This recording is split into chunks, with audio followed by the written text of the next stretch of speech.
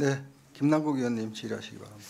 네, 안산 단원을 김남국입니다. 방금 이제 법무부 장관님께서는 시행령을 개정한 것과 헌법재판소의 권한쟁의 심판을 청구한 것이 모순되지 않는다. 그리고 시행령의 어떤 위법이나 이런 부분에 대해서는 판단한 것이 아니다라고 이야기를 했는데 그렇지가 않습니다. 청구인 측에서 사실 이제 당사자 적격이 있냐라고 판단을 할 때 뭐 검사의 영장 신청권을 근거로 해서 검사의 수사권, 뭐 소추권 이런 것들이 헌법상 권한이라고 주장을 했지만 사실상 이 다수 의견은 이게 억지다, 경광부회다라고 이야기를 하면서 강제 수사 남용 가능성을 통제하려는 취지에서 헌법에 도입된 것이다. 그리고 검사의 수사권을 무소불위식으로 확대하는 근거가 아니다라고 하면서 헌법상 근거가 없다라고 판단을 한 겁니다. 그리고 검찰과 법무부 장관이 청구를 했던 청구 이유 자체가 이 개정된 법률에 의해서 본인들의 수사권이 침해된다라고 하면서 청구를 했기 때문에 모순된다, 양립할 수 없다라고 이야기를 하는 겁니다. 그리고 명백하게 저희가 이 개정된 법률안 박홍근 원내대표, 박병석 국회의장, 공성동 원내대표가 합의문을 작성할 때 1항에 이렇게 돼 있는 겁니다. 검찰의 직접 수사권과 기소권을 분리하는 방향으로 한다. 검찰의 직접 수사권은 한시적이며 직접 수사 경우에도 수사 기소 검사는 분리한다라고 하면서 이 개정안의 입법 취지를 명백히 한 겁니다.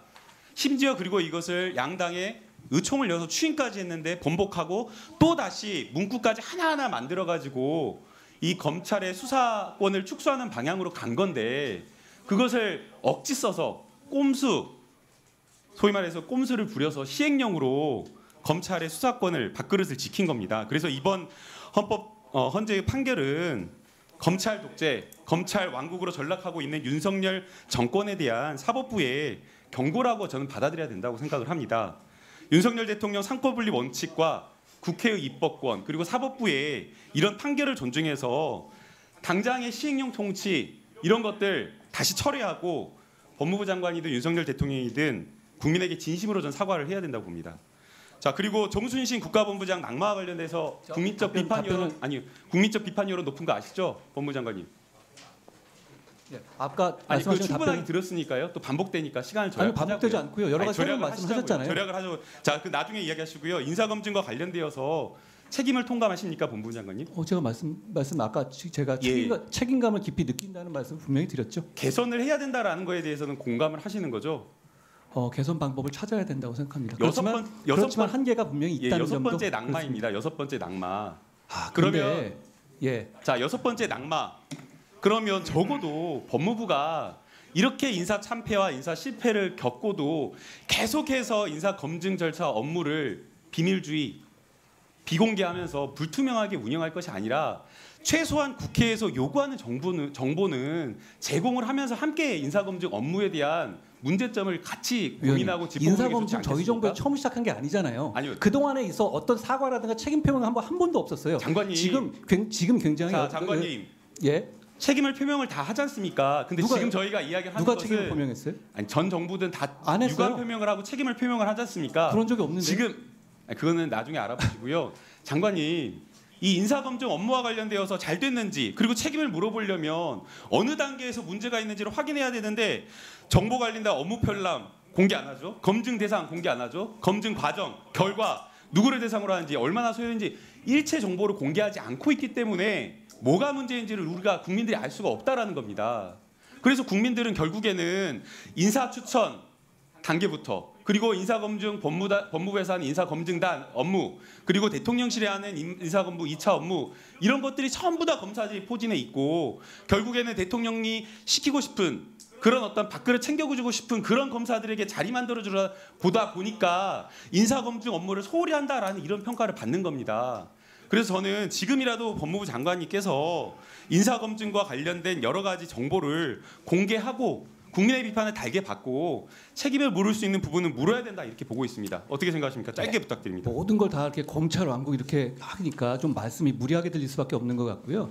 그리고 아까 말씀하신 것 중에서 이 내용에 관해서 무슨 뭐 이 시행령 부분을 판단한 것처럼 말씀하시고 의원님께서 언론에도 그렇게 말씀하셨던데 그거 아닙니다. 헌재 공보원도 자, 아니라고 하지 않습니까? 자, 장관님, 네, 의원님 제 감사합니다. 답변이니까 네, 감사하고요. 아니, 네, 뒷부분 엄청 제가 답변 감사하고. 드리려고 해요. 아니 아까 아니 제가 답변 우리 드리기 권칠수 의원님도 얼마나 답답해졌습니까? 아니요. 지금 말이 많다고 하셔가지고 말 좀 아니, 짧게 지금- 해주시고요. 아니, 자 인사검증에 다음 대한- 주제로 넘어가겠습니다. 아니, 요 답을 안 듣고 위원장님한테 답 구해가지고 하시고요. 충분히 할 수 있잖아요. 위원장님이랑 두 분 하시니까 자 경기도도청, 경기도도지사, 경기도도청의 검찰 수사관을 비롯한 검사들이 상주에서 압수수색을 했다고 이렇게 평가를 했습니다. 원래 갖고 와서 해야 되는데 경기도청의 요청에 따라서 편의를 자, 봐준 것이라고 알고 있습니다. 며칠이나 압수수색 기간이 며칠인지 아세요? 그건 포렌식 때문에요. 그거는 그쪽의 협조 정도에 따라 따른 거기 때문에 그걸 가지고 검찰 수사를 뭐라고 할 수는 압수수색 없어요. 기간이 예.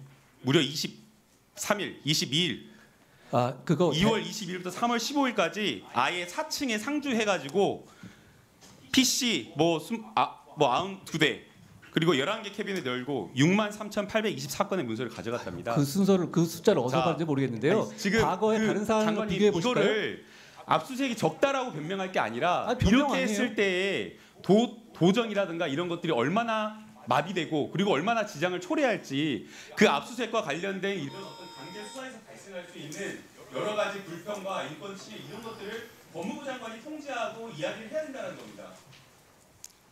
자, 제가 잠깐만 네 마무리 답변하십시오. 말씀드리겠습니다. 그 아까 말씀드린 것처럼 청구인 적격을 판단한 것이기 때문에 거기에 대해서 내용의 시행령을 판단한 건 전혀 아니라는 점 다시 한번 말씀드리고요. 헌재 공보관도 아니라고 하지 않습니까? 그리고 인사 검증 관련해 가지고는 저는 이런 부분이 있습니다. 여기에 대해서 제가 깊이 책임감을 느끼고 개선점을 찾아야 된다는 점에 공감하고요.